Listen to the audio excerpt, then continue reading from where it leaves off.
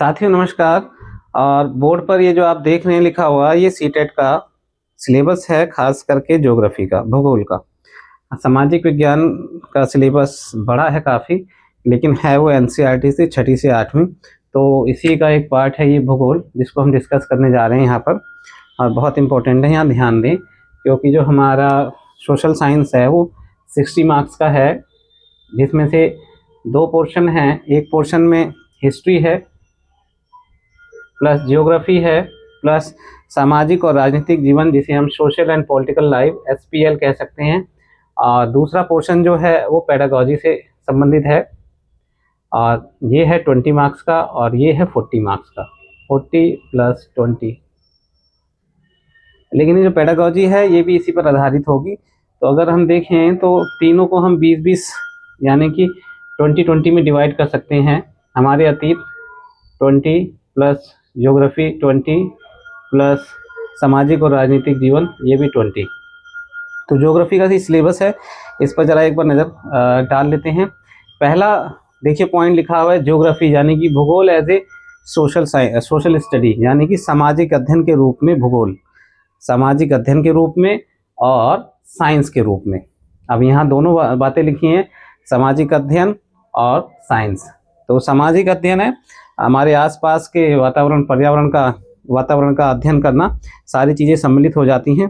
लेकिन इसमें जो साइंस आ रही है वर्ड, ये इस बात पर ध्यान दे रही है कि जिस पृथ्वी पर हम रह रहे हैं उसमें हम कथन और कारण के बीच में संबंध स्थापित कर रहे हैं। और ये साइंस जो है एक ब्रिज के रूप में काम कर रही है मानव वातावरण को इस प्राकृतिक वातावरण की समझने में। तो जो पृथ्वी है ये बहुत इम्पोर्टेंट है, तो पृथ्वी के इंटरनल पार्ट को भी समझना है और बाहरी वातावरण को भी समझना है। तो ये तो एक कि ज्योग्राफी एक सब्जेक्ट के रूप में सोशल स्टडीज़ और साइंस दोनों ही आपस में जुड़ी हुई हैं, इसमें इस बात को हमें समझना है। दूसरा है ये प्लेनेट, और जो कक्षा 6 की किताब है इसमें इसका नाम है पृथ्वी हमारा आवास। तो पृथ्वी हमारा आवास आप देख रहे हैं कि तो चैप्टर भी है प्लेनेट, और इसमें अर्थ इन द सोलर सिस्टम। तो ये पूरी किताब जो है उसमें ये 2 से 3 चैप्टर कवर कर जाते हैं। और इसका आप देखेंगे कि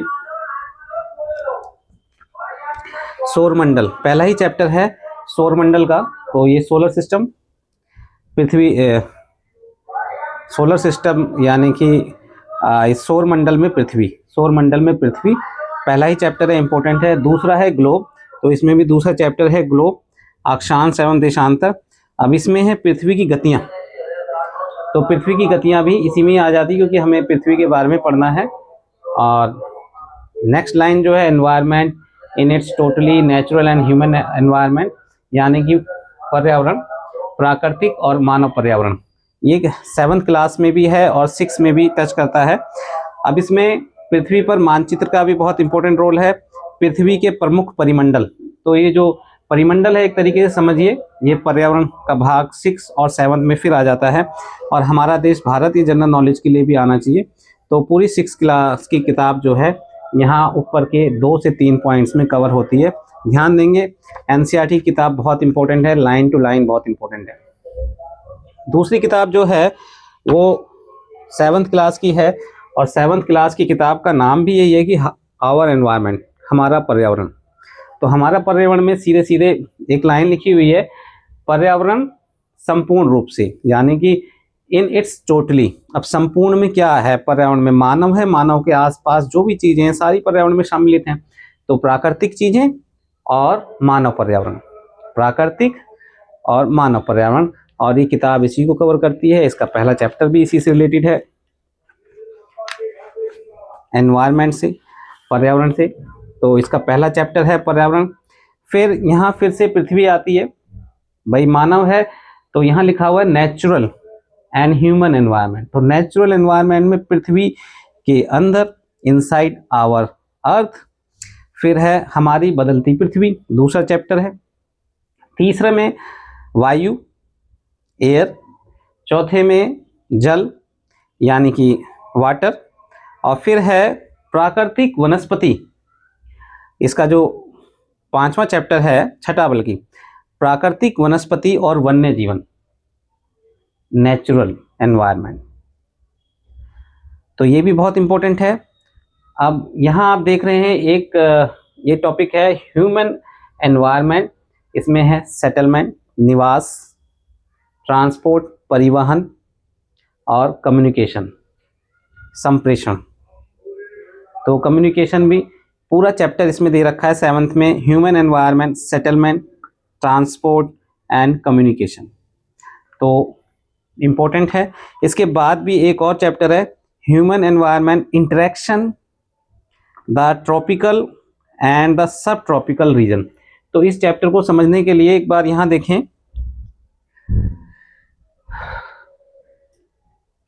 ये लिखा नहीं है स्पष्ट रूप से, लेकिन ये भी इसी में शामिल है। और इसको एनसीईआरटी का तो कोई चैप्टर छोड़ना ही नहीं है। ये हमारी पृथ्वी है और इसे हमने जब अक्षांशीय और देशांतरीय चैप्टर को पढ़ा कक्षा 6 में, तो ये विषुवत रेखा जिसे इक्वेटर भी कहते हैं, भूमध्य रेखा भी कहते हैं, इसके 23.5 डिग्री उत्तर और 23.5 डिग्री दक्षिण, यानी कि कर्क और मकर रेखा। तो भारत जो है वो आधा तो कर्क रेखा के ऊपर है और आधा कर्क रेखा के नीचे है। तो ये जो बीच का हिस्सा है 23.5 से 23.5, ये उष्ण कटिबंध है। और इस चैप्टर को भी हमें यही पढ़ना है कि उष्ण कटिबंधीय क्षेत्र का पर्यावरण, और साथ में ही ये उपोष्ण कटिबंध। तो आधी भारत की जलवायु जो है वो उपोष्ण कटिबंध है, 23.5 डिग्री से ऊपर और 23.5 डिग्री से नीचे विषुवत रेखा की तरफ उष्ण कटिबंध। तो ये बीच का हिस्सा ट्रॉपिकल है और ये सब ट्रॉपिकल है ये हिस्सा। तो हमें दोनों को पढ़ना है, इंपॉर्टेंट है। फिर लाइफ इन द डेजर्ट, यानी कि रेगिस्तान में जीवन, और भारत का एक हिस्से में रेगिस्तान भी पड़ता है, तो ये भी हमारे लिए इंपॉर्टेंट है। तो ये 7th की किताब है, बहुत इंपॉर्टेंट है। ये यहाँ से यहाँ तक कवर कर जाती है पूरी।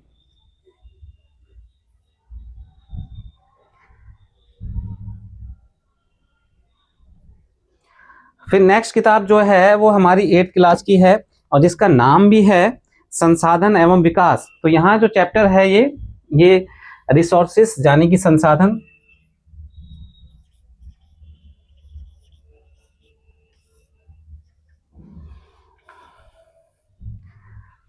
कोई भी वस्तु जो मानव के लिए उपयोगी है, वैल्यू रखती है, वो सभी संसाधन है। तो यहाँ संसाधन में टाइप, प्रकार, नेचुरल रिसोर्सेस यानी कि प्राकृतिक संसाधन, और दूसरा है ह्यूमन, मानव संसाधन। इसका लास्ट चैप्टर है, बहुत इंपॉर्टेंट है, 1 से 2 क्वेश्चंस आते ही हैं। और आप साथ में देख रहे हैं एग्रीकल्चर यानी कि कृषि, तो सीधे सीधे कृषि वाला चैप्टर भी इंपॉर्टेंट हो जाता है। हालांकि इन दोनों चीज़ों में ये पूरी किताब ही कवर कर जाती है। हम इसके चैप्टरों की बात कर लेते हैं, कौन कौन से चैप्टर शामिल हैं। पहला चैप्टर ही है संसाधन का, रिसोर्सेस। फिर उसमें प्राकृतिक में संसाधन में भाई हम पृथ्वी पर खड़े हैं और पृथ्वी से हमें मानव को सारी चीज़ें मिल रही है, हमारा इंटरेक्शन इसी से हो रहा है। तो दूसरा चैप्टर है भूमि, मृदा, जल, प्राकृतिक वनस्पति और वन्य जीवन संसाधन। तो ये प्राकृतिक संसाधन में ये चैप्टर इंपॉर्टेंट हो जाता है, ये शामिल हो जाता है। फिर इसके बाद तीसरा चैप्टर है खनिज और शक्ति संसाधन, तो ये भी यहाँ इंपॉर्टेंट है, नेचुरल रिसोर्सेज में आ जाएगा ये भी। और फिर चौथा चैप्टर है कृषि का, एग्रीकल्चर, बहुत इंपॉर्टेंट है। उद्योग, ये मानव संसाधन का एक रूप हो जाएगा। और फिर मानव संसाधन एक चैप्टर है। तो कोई भी चैप्टर ऐसा नहीं है जिसे छोड़ा जाए, सारे ही चैप्टर बहुत अच्छे हैं और लाइन टू लाइन पढ़ने की आवश्यकता है। बहुत सारे बच्चे इस समय क्या है कि यूट्यूब पर बाढ़ सी आई हुई है लास्ट ईयर्स के क्वेश्चन पेपर कराने की, और पहले भी बहुत सारे क्वेश्चन पेपर सबके पास किताबें भी हैं और सब कर भी रहे हैं, लेकिन फिर भी सिलेबस के अकॉर्डिंग एनसीईआरटी की किताब पढ़ना जरूरी है और लाइन टू लाइन पढ़ना जरूरी है। अब यहाँ होता क्या है कि हमने लास्ट ईयर्स के क्वेश्चन पेपर पढ़े और हमारा दिमाग उन्हीं क्वेश्चनों में घूम रहा होता है, याद हो जाते हैं, उलट भी जाते हैं, लेकिन हमारे सामने जब कुछ नई चीज़ आ जाती है तो हम सोच में पड़ जाते हैं। हमने वहाँ से आइडिया लेना है, आइडिया मिल गया कि इस तरह के क्वेश्चन पूछे जा रहे हैं, वन लाइनर है, एक शब्द उसका आंसर है, दे दिया सीधे सीधे। स्टेटमेंट बेस है, हमने देख लिया स्टेटमेंट, बड़ी बड़ी स्टेटमेंट भी एनसीईआरटी की 4 लाइन की स्टेटमेंट उठा के रख दी क्वेश्चन में, फिर उसकी 3-3 लाइन के और ऑप्शन रख दिए, तो वहाँ क्वेश्चन पढ़ने में बहुत टाइम लग रहा है। लेकिन अगर एनसीईआरटी पढ़ी है तो वो ईजी हो जाता है चुटकियों में। कि हमने ये चीज़ समझ रखी है। दूसरा है कि हमें किस पे ध्यान देना, नहीं पे। ऑब्जेक्टिव टाइप क्वेश्चंस में ये जो नहीं है ये डिस्ट्रैक्शन के लिए है, जल्दी जल्दी क्वेश्चन करके हल करते जा रहे हैं, लेकिन जब हमारे सामने नहीं वाला क्वेश्चन आ रहा है तो हमें थोड़ा रुकना है और रीथिंक करना है क्वेश्चन पर, और फिर एक एक ऑप्शन को कसौटी पर उतारना है। अच्छा, ये ऑप्शन इस आधार से सही है हाँ या नहीं है, ये शामिल नहीं होगा, ये शामिल नहीं होगा, ये शामिल हो जाएगा, ये शामिल नहीं होगा, तो हमारा एक ऑप्शन उसमें से मिल जाएगा। या इसको आप जैसे भी करना चाहें, इसे कहेंगे हम क्रिटिकल थिंकिंग।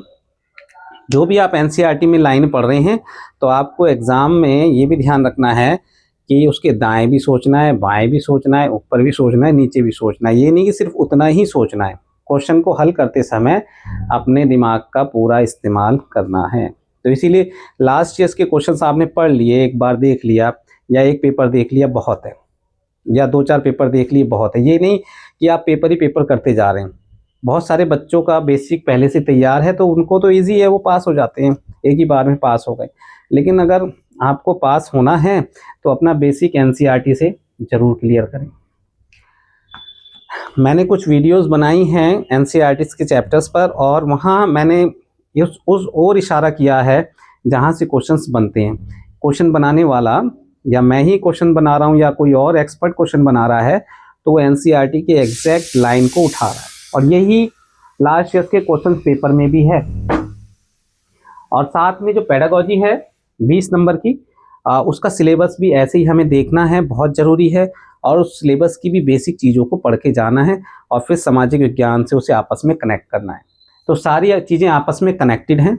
और बहुत पेडागॉजी में जो सोशल साइंस में या कहें सीडीपी हम जो पियाजे वाइगोस्की को पढ़ रहे हैं, वो तो सोशल साइंस के लिए बहुत ही इम्पोर्टेंट है।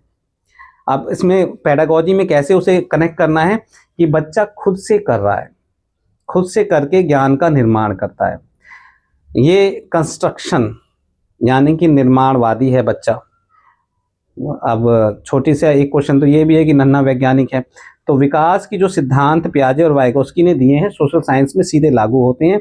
और जैसे यहाँ पर प्रोजेक्ट वर्क, ग्रुप डिस्कशन, बच्चा खुद से एक्सप्लोर कर रहा है। अब प्रोजेक्ट वर्क में क्या है कि बच्चा पहले तो कंटेंट को इकट्ठा करेगा, सामग्री को इकट्ठा करेगा, फिर उसके विभिन्न पक्षों को एनालाइज करने के लिए उन्हें अलग अलग करेगा, व्यवस्थित करेगा। ग्रुप में अगर प्रोजेक्ट वर्क है तो एक दूसरे से बातचीत करेंगे, इंटरेक्शन करेंगे, पीयर टू पीयर लर्निंग भी होगी, उसमें इन्वॉल्वमेंट होगा। तो उसमें बच्चा खुद से शामिल है, हैंड्स ऑन प्रैक्टिस कर रहा है। जो पियाजे कह रहे हैं, पियाजे की पेडागॉजी से या पियाजे के सिद्धांत से जो बात निकल के आ रही है, अपने हाथ से कर कर खुद से बच्चा सीख रहा है, तो वो हमारी सोशल साइंस की पेडागॉजी में भी है। और एनवायरनमेंट, वाइगोस्की एनवायरनमेंट की बात करते हैं, समाज और संस्कृति की बात करते हैं, क्योंकि बच्चे के आसपास का वातावरण और समाज और संस्कृति के अंदर ही है। तो जितना ज़्यादा इंटरेक्शन हो रहा है, अपने से बेहतर लोगों से इंटरेक्शन हो रहा है, साथ में कलीग हैं, पीयर हैं, क्लासमेट हैं पढ़ने वाले, पेरेंट्स हैं, रिश्तेदार हैं, टीचर्स हैं, या फिर आज के समय में मीडिया, टेलीविज़न, फ़ोन या टैब, इन सब से बच्चा इंटरेक्शन कर रहा है और उसे इन्फॉर्मेशन मिल रही है, जाने की ये उसके ZPD हैं, जोन ऑफ प्रॉक्सिमल डेवलपमेंट, तो उसके विकास में वृद्धि आ रही है, उनके साथ जुड़कर उसके विकास में वृद्धि आ रही है। तो ये पेडागॉजी को हमें इसके साथ में देखना है। सिलेबस आप ज़रूर देखें, इस वीडियो को देखने के बाद अपनी एनसीईआरटी किताब को ज़रूर देखें। 20 नंबर यहाँ से तेज़ी से कवर होते हैं, और जो सामाजिक और राजनीतिक जीवन की किताब है उसमें भी बहुत इंटरेस्टिंग टॉपिक हैं, और साथ में हमारे अतीत का सिलेबस थोड़ा लंबा है, उसमें भी आपको ध्यान रखना है। मतलब सिलेबस का तो कोई हिस्सा छोड़ना ही नहीं है। और अब मैं उनके सिलेबस को भी एक एक करके ऐसे डिस्कस कर लूँगा तो ज़्यादा इजी हो जाएगा, और कोशिश ये रहेगी कि ज़्यादा से ज़्यादा चैप्टर भी कवर कर लूँ, क्योंकि अभी मैंने कुछ चैप्टर यहाँ डिस्कस नहीं किए हैं, जैसे ये एयर, वायु, जल और एग्रीकल्चर। ये बहुत इंपॉर्टेंट चैप्टर है, यहाँ से क्वेश्चन आने ही आने, हर लाइन से क्वेश्चन आने ही आने हैं। तो आपको एनसीईआरटी पर फोकस रखना है, एनसीईआरटी मस्ट है। लास्ट ईयर के क्वेश्चन पेपर देख लिए, एक बार देख लिए, ये नहीं कि अब रोज रोज आप उसी पे ही डिपेंड रहें, अपना बेसिक क्लियर कीजिए। क्योंकि लाखों बच्चे बैठ रहे हैं और कई सारे बच्चे ऐसे भी हैं जो 2-3 बार पेपर दे चुके हैं लेकिन फिर भी उस बाउंड्री को, उस लाइन को क्रॉस नहीं कर पा रहे हैं। तो उस लाइन को क्रॉस करने के लिए अब आपको अपनी स्ट्रेटजी बदलनी होगी, अपनी कमियों को दूर करना होगा। और वो कमियां क्या हैं? बेसिक को हर तरह से मजबूत कर लें। यही किताबें हैं, यही लाइन है, और यही किताबें पेपर बनाने वाले के पास भी हैं और यही किताबें जो अच्छे मार्क्स ला रहे हैं उनके पास भी हैं, एनसीईआरटी की किताबें। तो एनसीईआरटी इज अ मस्ट। धन्यवाद।